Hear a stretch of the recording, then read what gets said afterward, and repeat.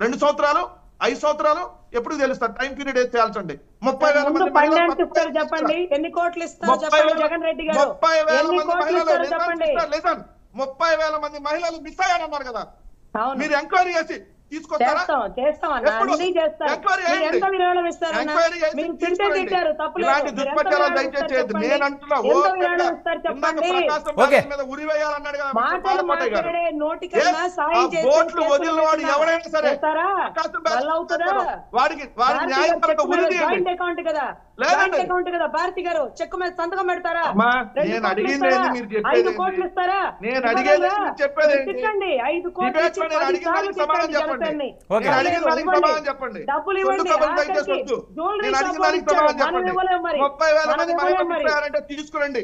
అన్నమో రామచంద్ర అంటుంటే ఈ రోజు విజయవాడలో ప్రజలు ఇప్పటికి 10 రోజులైనా మోకాళ్ళకు నీళ్ళలో ఉన్నారంటే మీ తప్పని కారణం కదా. ఎందుకు బుడమేరులో ఒక సంబంధించినటువంటి వెలగలేని గేటుల్ని ఒకేసారి ఎందుకు వదిలారు? అధికారులు ముందే చెప్పారు, ఎందుకు అప్రమత్తం చేయలేదు? ఇది పెట్టాల్సింది. ఈ రోజు 7 లక్షల మంది నిరాశ్రయులైనటువంటి పరిస్థితి, వేల కోట్ల రూపాయల నష్టం జరిగినటువంటి పరిస్థితి, వందలాది మంది ఇప్పటికీ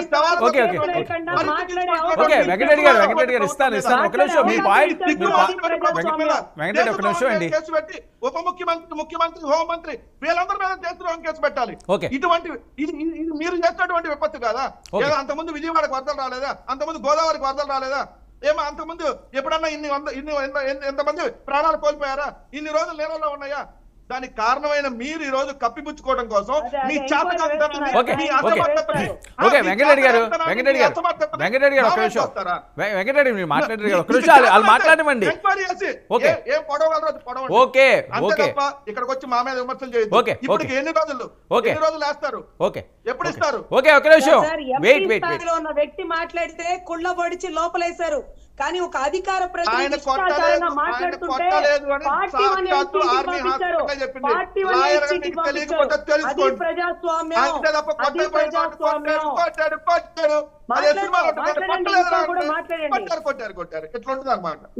ఇంకా మాట్లాడండి సార్, ప్రజాస్వామ్యం కాబట్టి మీకు కూడా ప్రతిపక్ష నాయకులుగా మాట్లాడే అవకాశాన్ని కల్పిస్తాం.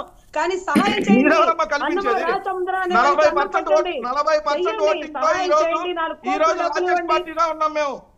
40% ఓటింగ్ మనకు 5% వెంకటరెడ్డి గారు మీరు మాట్లాడారు కదా. రజనీ గారు పాయింట్ లోకి రండి. ఏంటి జనసేనలు కొల్లబడడం ఏంటి, జనసేనలు కొట్టడం ఏంటి, ఫ్లెక్సీలు ఇదేంటి సార్ మీకు తెలీదా?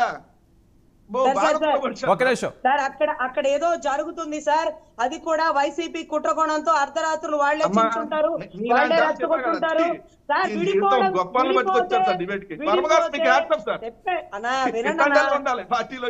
సరే అన్న, విడిపోతే లబ్ధి ఎవరికి ఉంటుందో, గోతికాడ నెక్కల్లాగా ఎవరు ఎదురు చూస్తున్నారో